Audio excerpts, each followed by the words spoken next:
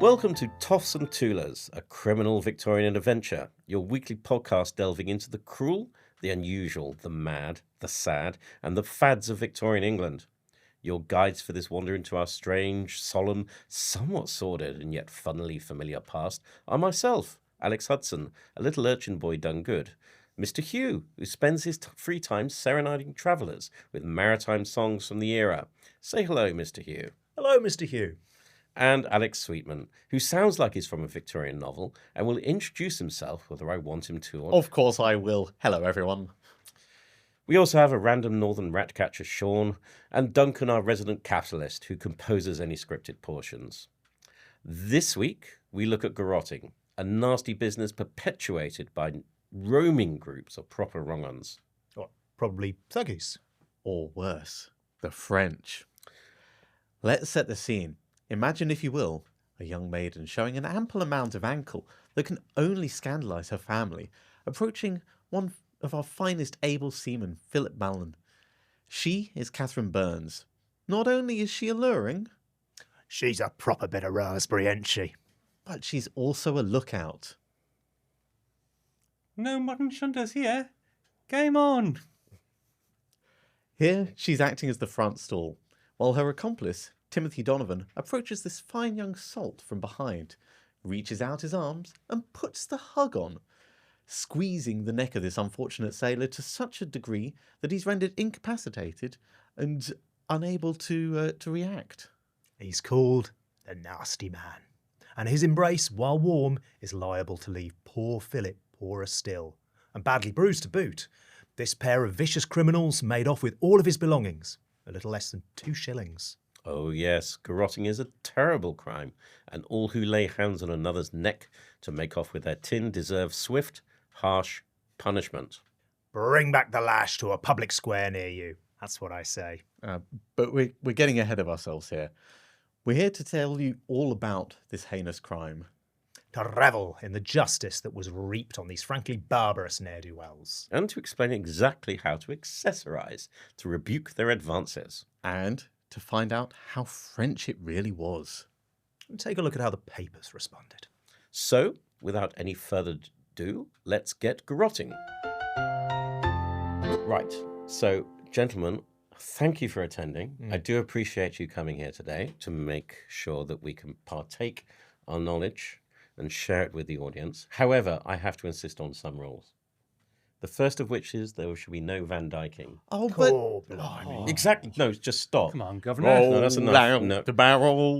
May we wave a barrel of fun. Are we all done? There's going to be none of that Right. here. There's only going to be proper cant talked about around this table, all right? Kushti. All right. Rule number 2. We shall not be talking about Jack the Ripper. Who? Thank you. So this is fine. There are other shows that may do it, but quite frankly, we won't be talking about anybody associated with that individual or any thoughts that may have occurred around him. There's plenty more to discuss in this particular era that doesn't involve Mr. Jack the Ripper. The third rule is more of a general guidance note is, as I'm sure you're aware, Mr. Hugh, is that Dickens is everywhere at all times.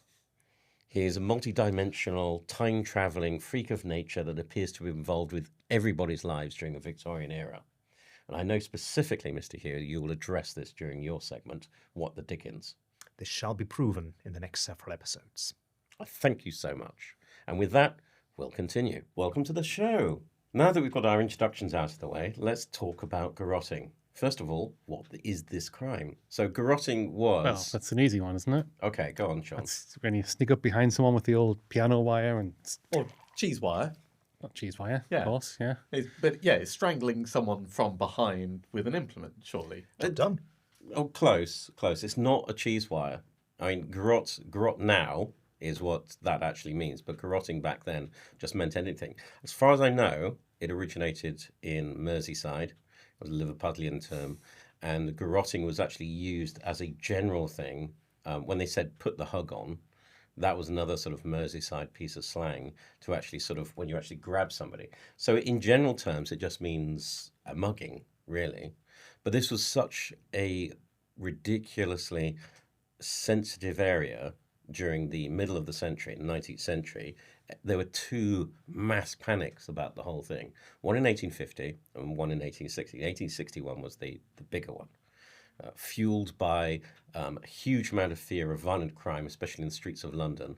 And everything became garrotting at that particular point. Everything that you could possibly understand in terms of violent crime became a garrotting thing. So someone shouts at you as you're going down the street. They tried to garrotte you. Yeah, everything. There was like a pressure on the police to do something about it, to actually sort of bring this thing to order to a certain extent. So of course they started recording everything as garrotting as well. And some of the cases we'll talk about don't always come through, let's say, with that precise kind of terminology, and judges threw out certain cases. But you still risked a huge amount from this crime. But it was quite specific in terms of what it was supposed to be, when you were actually sort of being grabbed by the nasty man, as they called it. The nasty man being the person who actually put the hug on and grabbed somebody around the throat. So it was grabbing someone, kind of strangling them, maybe with an arm, but then everything just got lumped in with it, normal beatings. Yeah. So incapacitated, really. So when they're actually being held, and then obviously they can be stripped of their belongings, whether that's money, a handkerchief, pocket watch. Yeah, exactly. Pocket watch, your iPhone of the Victorian era. Everybody wanted to grab one of those, and they were kind of quite flashy. Some of them could be like gold or more sophisticated kind of models. So yeah, very much a kind of thing. Well, since you brought up your dazzling pocket watch, shall we sort of rehearse through a classic garrotte so we know what one might be like? Well, I don't see why not. Somebody has to be the lure. Oh, kind sir, I seem to have twisted my ankle. Would you render me some assistance in this conveniently dark alleyway here? All right. I can't. Does anybody believe in being? Oh, you certainly do. Yes. I do. Oh, yeah. I'm the victim in I can this. see it in your eye. Yeah. You're Okay. convinced. Definitely the target. All right. So that's a terrible amount of ankle you're showing, young lady. And while our friend Oh, Mr. God, that is a Hudson terrible amount of is ankle. terrified and allured all in one moment, as the nasty man, I'll creep up behind him. Wait for it. Just, Oh, you're being the front stall. is it called So- the front stall? The front stall is the lookout. Okay, Yeah. then yes, I will. Okay.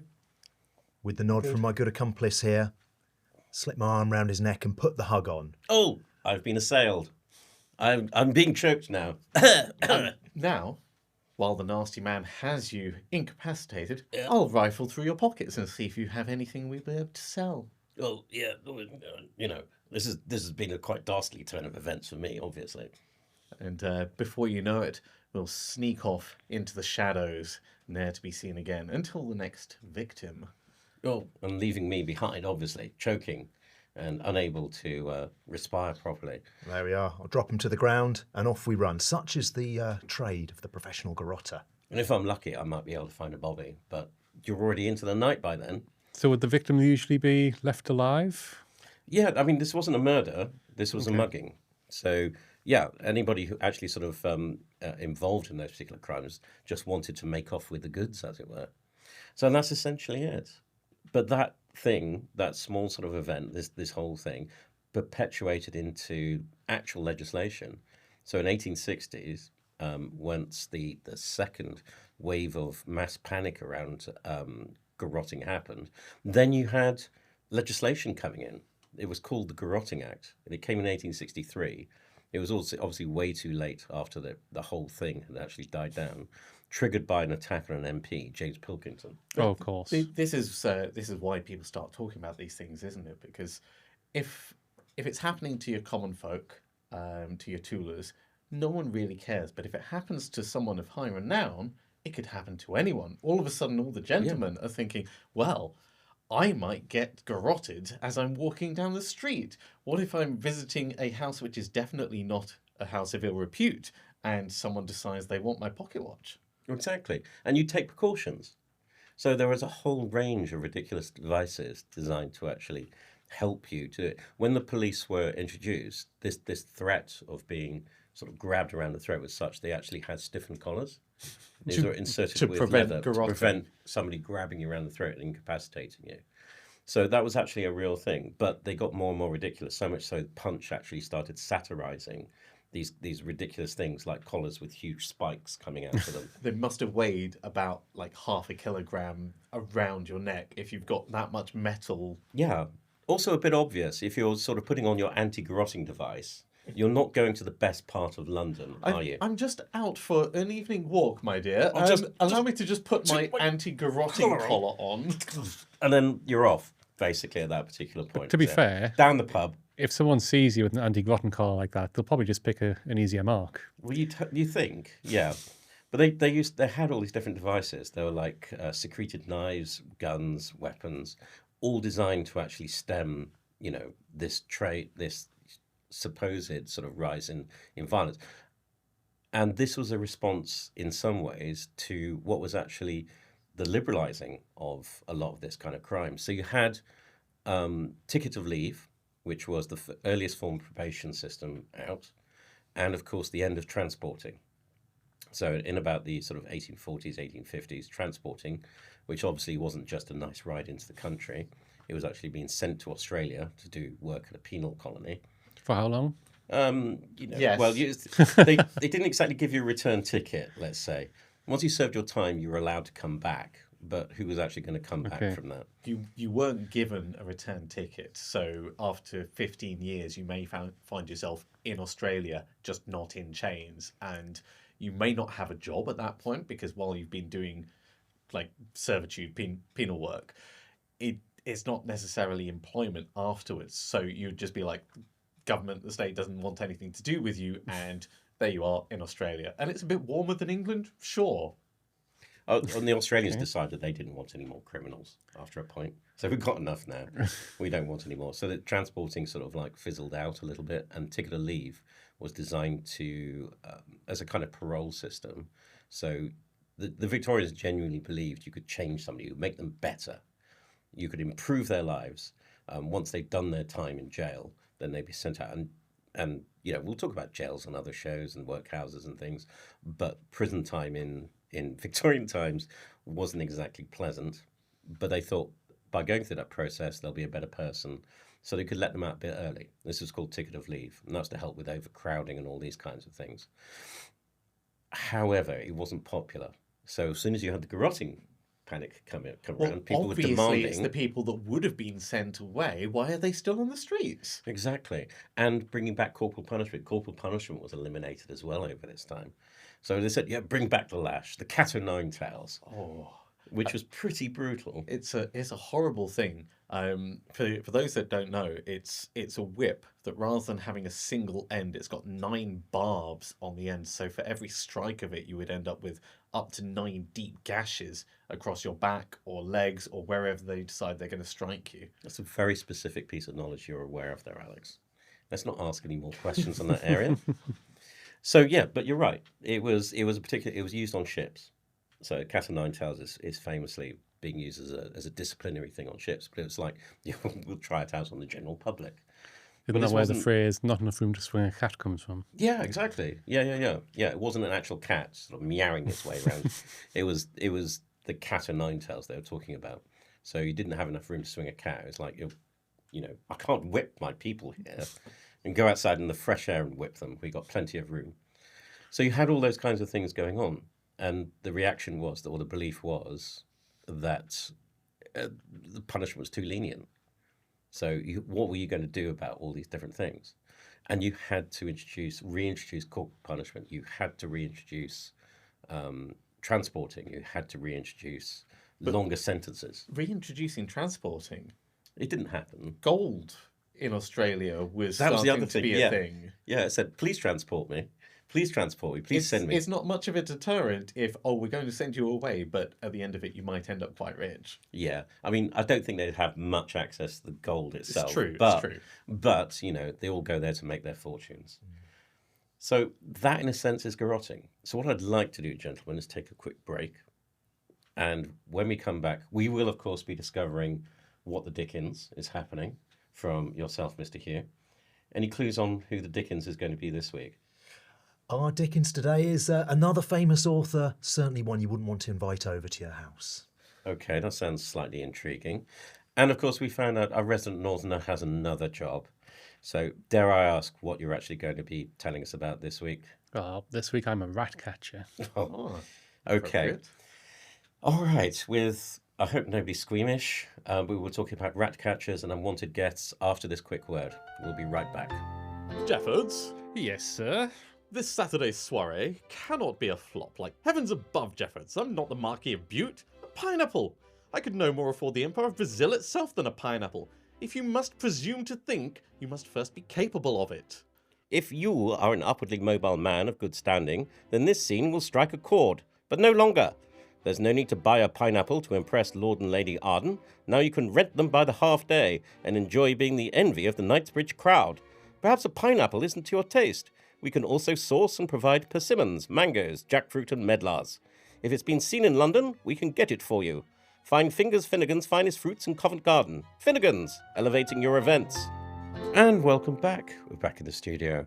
And as promised, we're going to have a slight detour into what the Dickens and find out exactly what Sean is doing. Although I think we can guess from the job title.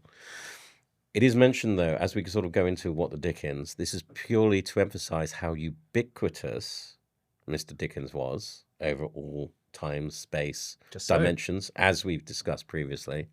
But also because he was a bit of a Dickens, I think it's fair to say.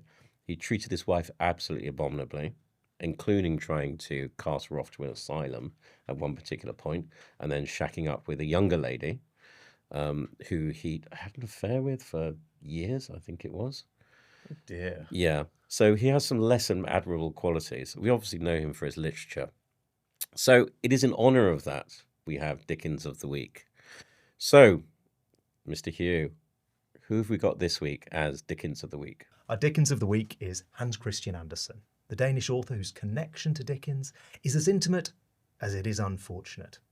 Andersen was a massive fan of Dickens, but in 1857 these great storytellers collided and it became a 5-week hostage situation disguised as a summer vacation. This all started with a rather vague and perfunctory invitation. Both prolific letter writers, they corresponded for some time, and then Dickens sent what to a Victorian should have translated as, "I do not hold you in contempt," using the words, "You must come and see me sometime." I mean, at best, this means come and have tea, come stay with me for half an hour, not to Andersen.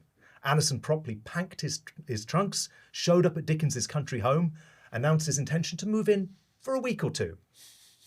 This did not start well, and it did not continue well. The language barrier was enormous, both masters of words in their own languages, but with Christian Andersen's strange mix of Danish, German, and a smattering of broken English, he could not get his point across to Dickens or his rather confused and overwhelmed family. These poor people quickly became his carers. I mean, he had so many phobias, so many foibles. For example, each morning he wanted to make himself clean-shaven, but was too mortally afraid to pick up the razor himself. So Andersen insisted that one of the Dickens children took him down to the local village to get a professional shave every single day for 5 whole weeks. When the sons grew tired of orienting their whole life around Andersen, he simply sat down in the dirt and cried, and someone took pity on him and helped him out.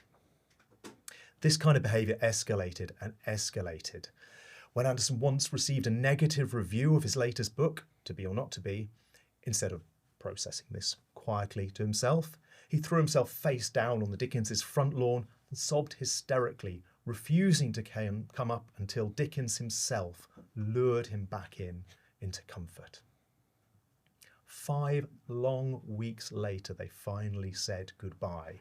Ushering Andersen into a carriage, nothing remained of him save a note on the guest room mirror.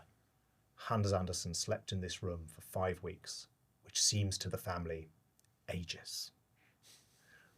Ghosted and begrudged in the aftermath, the whole Dickens family referred to him as the Bony Boar from then on. Andersen attempted to renew his correspondence with Dickens, but never was there a reply thereafter. Doesn't surprise me You at would all. have to just ghost someone after that, wouldn't you? It's ironic that it's Dickens ghosting, considering how many ghosts appeared in his various different books. But there you go. Hans Christian Andersen gave us a lot of fairy tales, but yeah, he does sound like a bit of a nightmare. The letter on the mirror, though, is that a warning to other guests? I don't know what that is. I imagine it as everyone in that household, you can tell they're scarred. So it's an There's trauma there. exploration. We just need a way Yeah. of helping you understand Or why we passive are ag- not as other houses anymore. Or passive-aggressive note to future guests. Yeah. Perhaps. Don't stay very Yeah. long. 5 You got weeks. Too 5 long. weeks. No, you're out. Speaking of trauma, Sean, so Yes. what job do you have this week? So this week, I've been trying my hand at rat catching. Okay. Yeah. Is this a thing? Well, there's so many rats around the city of London. They need to be dealt with in a way. And the normal way of dealing with rats is you get rat catchers who come around with a ferret and a small dog like a terrier. The ferrets will go into the rat holes, chase out the rats, at which point the terrier will snap them up, and the rat's dealt with.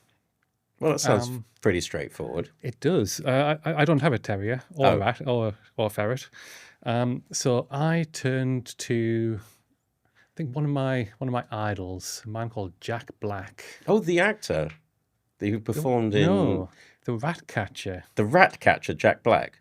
Yes, the rat catcher to Queen Victoria herself. Oh, That's pretty impressive. Yes. Okay. He's so well known. He actually has a belt with metal cast rats, so you can tell that he is Cast- such an extraordinary rat That's catcher. a bit ostentatious. and he It's very caught all those flamboyant. metal rats himself. Indeed. Well, at least they're heavier, so you're not going as fast. So because he is so skilled at his trade, he doesn't need traps or ferrets. No, what he does is he anoints his hands with some well-scented oils, like aniseed or thyme, something like that, which lures the rats in. He just waits outside the hole, and when the rats come out, he's got them With his hands. with his hands, with his bare hands. Just like salmon fishing, but with Indeed. rats. With and- rats. You know, and and aniseed seed. So not scented at all like hands. salmon fishing then. And there's quite an advantage actually in catching the live rats. Advantage. Indeed. Do go on. So there is a bit of a trade for various degrees of prettiness of rat, let's call it, for want of a better word.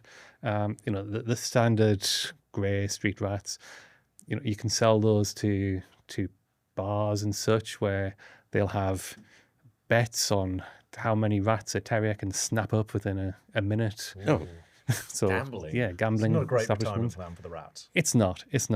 But the good-looking ones, the albino ones, they're all white, or the white ones with hoods, not actual hoods. cloth hoods, No, not actual. coloured, Yeah, coloured fur okay. that looks like a hood. They're becoming quite popular among the fancy folk, The fancy folk. So the posh people. A distinguished gentleman could procure a specialty Fancy- rat. a fancy rat for fancy folk. Gentlemen could, surprisingly, mainly among the women folk. Beatrix Potter actually is a famous client of his who has a pet rat called Samuel Whiskers. Samuel Whiskers. Yes, Well, because named the book after Of the course. character. So she had a real rat Yeah, called Samuel Whiskers. caught by Jack Black himself, Jack Black himself Actually, caught that. wow. supposedly. Yes. So if this is that lucrative, how much money have you made? Well, turns out that catching rats with your bare hands is quite the skill, and while I haven't caught any actual rats, I think I've caught a few other things. Oh. That would explain the smell, because it wasn't just aniseed, is it? There was an undercutting something there. Okay. So I take it we're going to leave that there, and then we'll... I'm going to leave it there. I'm not going to be raking it in like Jack Black is. I'm going to try a different occupation, methinks. Okay. Well, we're thankful for that. We'll try to... we'll come back and find out what you're doing next week, anyway. So for now, we'll move on. We've What the Dickens out of Hans Christian Andersen, fascinating in itself. We're sorry it didn't work out with the rat catching. We're going to take a quick break. When we come back, we'll go back to our main topics of discussion. and then we'll conclude the show on a high note. Hysteria. It's a plague on our society, an epidemic bringing even the proudest of women low. My wife were a happy woman. Then she began reading that awful Jane Eyre.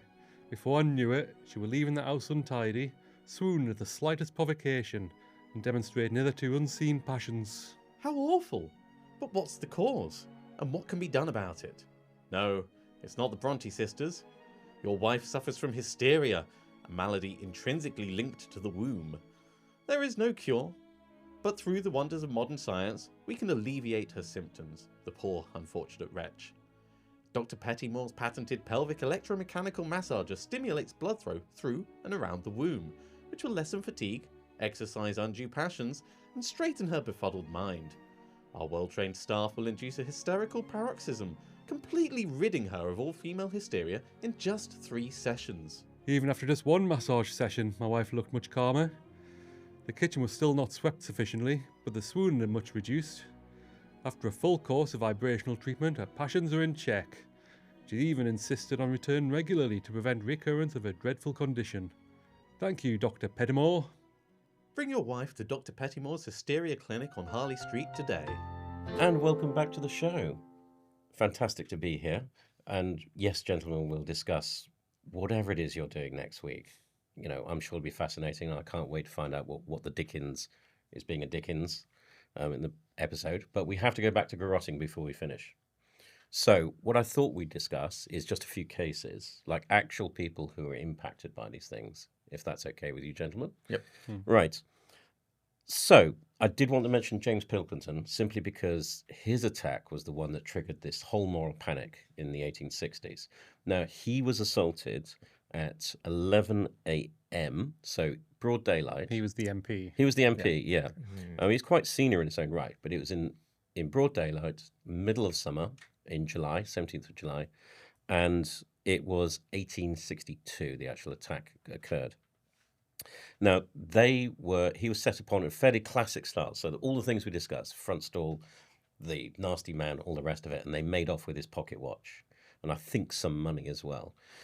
They don't know what happened to him. Obviously, it was there. But can you imagine an MP being assaulted and then definitely worrying? It was worrying for them. And, of course, it made national headlines. And that's what triggered the moral panic. If you look at the headlines and the mentions from the editorials, like the Times and so forth, absolutely skyrocketed, talking about garrotting as a thing after this particular time. So the media played an intrinsic part in actually hyping the whole activity.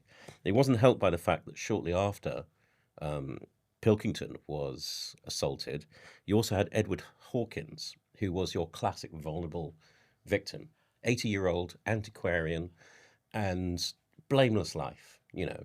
And because the perfect victim. Yeah, he was a vulnerable guy, and he was assaulted in the same way, and they made off with X amount of money. I can't remember off the top of my head how much it was, but it was the fact that he was this elderly gentleman with a respectable trade. And that's what made the difference. So you had MP, and you had somebody who was a very respected member of the community, very middle class. So it wasn't happening in East Cheap and, you know, the rookeries around the East Ends of London. Yeah. This was in the heart of the city. So obviously that's when people started to panic, and everything started to get classified as garrotting at that point. I know you've been looking at this as well, Alex. I'm going to have to refer to my flashcards, but there's a huge amount of misclassification of things. Right. So I'm going to start with a lovely case from Liverpool. In fact, both my cases are from Liverpool. We're not casting aspersions on anybody from Liverpool. This is just because we pulled randomly from the pile. But the record keeping up in Liverpool seems to have been a lot better than other places. So that's why we've got a little bit more information. So it's a positive thing for them. So the first case, 3 perpetrators. Michael Morn, different ages, possibly related, not clear, and James Dunn. So they're between the ages of 20 and 23. They were convicted in 1868 at the Liverpool Summer Assizes of highway robbery and garrotting. Now, they violently attacked a man called James Taylor. They kicked him and threw him in a ditch, which the fact that they recorded that, I think, is just like a little bit extra. It's like, it wasn't just an assault. They threw him in a ditch afterwards. Yeah. But these were described as hypermasculine men. They were the epitome of intimidation and bullying, taking everything that they could throughout like Victorian their day-to-day. criminal looks. Exactly, Yeah. like the big man. Because they were caught, the courts wanted to make a big example of them. So they were given really, really stern sentences. It was 6 months imprisonment and 29 lashes apiece. 29. 29 lashes apiece. Now, there is a humane limit that the Victorians put on the cat of nine tails, Oh, that's which good is to know. 50 lashes Oh, well, it's well under 50. per Like tap. session. Oh, right. Okay. And then they would give you like time to heal up and rest and get some scar tissue on. And then if you had been sentenced to more, you would then have your follow-up. But the fact that these guys were given 29 straight out the bat, rather than building up to it over several convictions, the courts wanted to make a big example of them. Well, that ties in with the Garotting Act, because the Garotting Act came in 1863-64, and that brought back that corporal punishment. So if the attack happened in 1867, they resorted to that straight away. Now, the other example that I have is quite different, and there's a bit less information about it because the people who were reporting it didn't want to talk to the old mutton shunters a Right. huge amount. So it was two gentlemen that were caught, Patrick Walsh and James Roberts, and they were charged at Liverpool Police Court.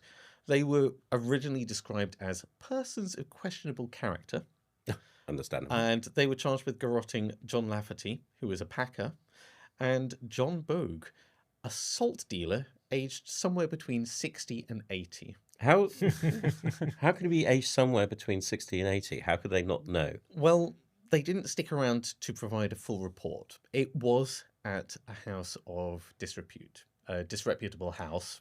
A disreputable Now, house. these gentlemen just happened to be there. They weren't there for any specific purpose, but because they took a wrong turning down an alley and ended up course they in did. front of this house and got garrotted. But how does he not know his own age? I mean, when the police arrived or whatever, so how old are you? Somewhere between 60. I Maybe give they it didn't take ask. 20 odd years. I think I'm not sure. most likely they gave a statement and then left before the Oh, so this the is police bobbies reporting. got the okay. full So information. did you say this gentleman was a salt packer? Oh, he was a salt packer. You know, salt is It's a- very aging on the skin. It's a Yeah, preservative. yeah.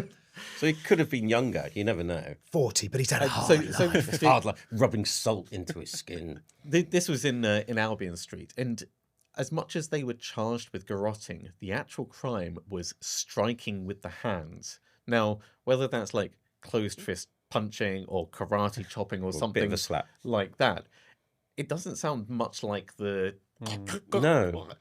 No. So you think these are representative of it's just put into this garrotting bucket? Violent crime, classify it as garrotting and be done with it. Improves the numbers for It the does, for yeah. the local police, and it makes it look like they're being hard on the crime that people care about. It reminds me. So we're talking about mischaracterization. So there was another gentleman I recall, George Nash. So he was arrested for assaulting a young lady in London. Terrible. Yes, and when he was brought before the court, he was found to have about his person, and they entered into the record a pair of scissors, tailor scissors, and a thimble. So that's what he assaulted this young lady with, who How do you fought him off assault because he someone was. with a thimble. Yeah, I don't know why they put that into the record. Apparently, the court had, the jury had a bit of a laugh about that whole thing. But what was quite interesting about it, he's got a very British-sounding name, but he was described as a swarthy individual. Now, we have to take care with the word swarthy because It it's is an lost. antiquated term. Yeah, and it generally means somebody of dark complexion or has taken it. And the Victorians used this as code for somebody who was foreign, which meant that they were disreputable and untrustworthy. And in this particular case, swarthy generally meant they were from some foreign land full of ne'er-do-wells like Italy. So generally, when you see swarthy related to that, it means that they were probably Italian, but he had a British name, so he may have adopted a British name to do that. So the reporting around it was quite interesting, but it wasn't a garrotting case. It wasn't a garrotting case at all. And George got let off with a relatively minor sentence because it was such a ridiculous case. And the young with a lady falls. thimble being a Assault lesser with a crime. thimble was not seen as like a serious case in that regard. Surely someone must have objected to it have been recorded as garrotting in the first place. I think they did. I think the judge used it as an example of over egging the numbers, like your cases. And it was obviously a serious assault. It was a young lady who may have fought him off, but obviously, you don't want people wandering the streets being assaulted by drunken tailors, No. regardless of whether or not they have a thimble about their person. But yeah, it seems to be this pattern of just putting it into this garrotting thing, so it looks like you're doing your particular job. But it's common assault when it comes down to it.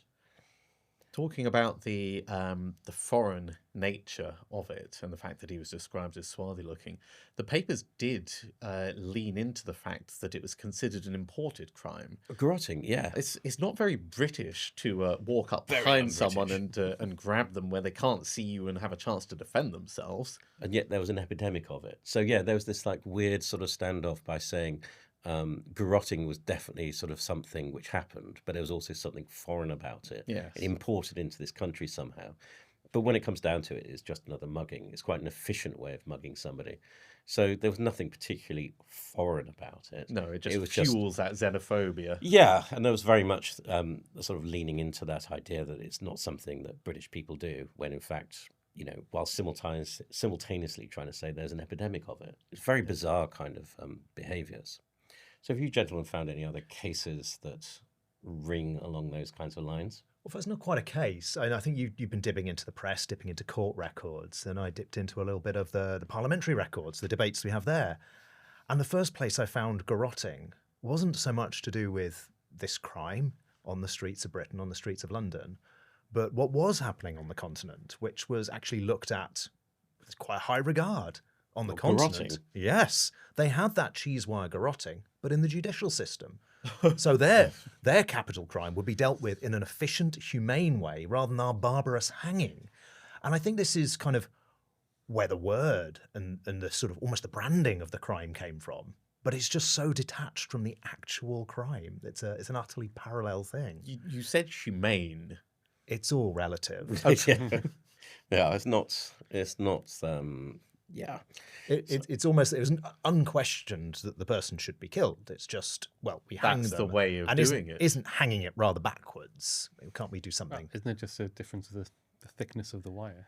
Quite. Well, But, if you were to hang someone with a garrote wire, that would be a lot more efficient. Oh, Quite. But if you don't want to get indulge very that one, messy. I No. have one other parliamentary go on. story. Yeah. That, more back on the cases. So one of the anxieties discussed in these records is how your classic Bobby on the beat would be there in his uniform with his stiff garrote-proof collar, as you've described, and he's very obvious and he's reassuring. No garrotting happens whilst he's there on the street corner. But as soon as he's off it, the garrotters emerge from the shadows and ply their trade. Basically, the police just felt, we can't stop garrotting because they can see us. So many, many more plainclothes bobbies were commissioned. And this didn't always result. undercover. Oh, yeah. So the undercover police were commissioned specifically to stop the garrotting craze that was apparently sweeping the streets. This didn't always work out well. So one case was reported to an MP who read it out in full in Parliament, describing this poor music teacher who was away late at night teaching in the Crystal Palace area, trying to get back home to Greenwich, and was followed on the street by a suspicious person he instantly thought was a garrotter. So he took to his heels and ran, but was overtaken by this gentleman, who proceeded to attack him. Our poor music teacher threatened him with a knife, threatened him with a pistol, which he didn't have, and then eventually threw down all of his money and his pocket watch and said, "Take it," and tried to run away. The man just proceeded, knocked him to the ground, restrained him. Then a load of police showed up. He thought, I'm saved. And they carted the music teacher away to jail. So The next day he wakes up, he's taken to the magistrate. Not a single word is said other than back to jail, 8 days without bail. So there's no details taken of the case whatsoever.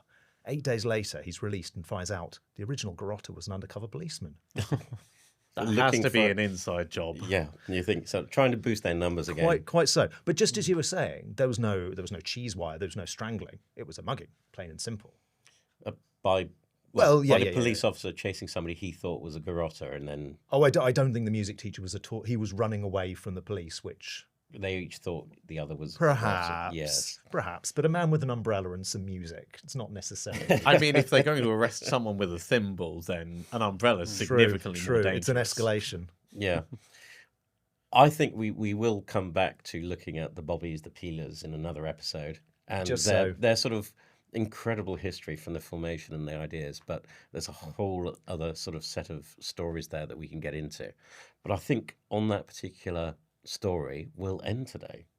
We're looking forward to the next episode. But for now, thank you, gentlemen, all, and we'll see you next time around. Well, that was quite something. I'm not sure how I shall feel safe to pedestrianate whilst this looming menace is at large. It's 2025, you fool. You're ruining the immersion. While we've all learnt today about the rising predisposition towards violence in contemporary society, un-Englishness, retributive justice, which one of these onlookers may experience quite soon, the thorough modern malady of media manipulation and stylish network, you could be forgiven for retiring early to the drawing room for some quiet contemplation. But don't stay there too long, for next week we shall return to tell you how to plant, nourish, and tend to your baby farm. That's not what that means. What do you mean? No. Hang on, we got show notes, haven't we? Okay. Unwanted. Oh, okay. Well, in that case, we'll be back next week to explain how you can make a pretty penny from your neighbour's surplus children. Until then, keep your wits about you, your neck covered, and avoid dark alleys and the East End. Farewell. Toffs Toolers, a criminal Victorian adventure, was brought to you by Dreadful Penny Productions. The cast were Mr. Alexander Hudson, Alexander Sweetman Esquire, Sean Gibson, and Mr. Hugh. The scripts were inked by Duncan Allwood, with constant interjections from the cast. The producers were Bella Gregory and Rob Morris. Production facilities were provided by the fine fellows of the Podcast Room, London. This show was first broadcast by Telegraph in 1844 by Mr. Sweetman, where he cautioned all with "What hath God wrought?" before sending. He felt it fair to provide a warning.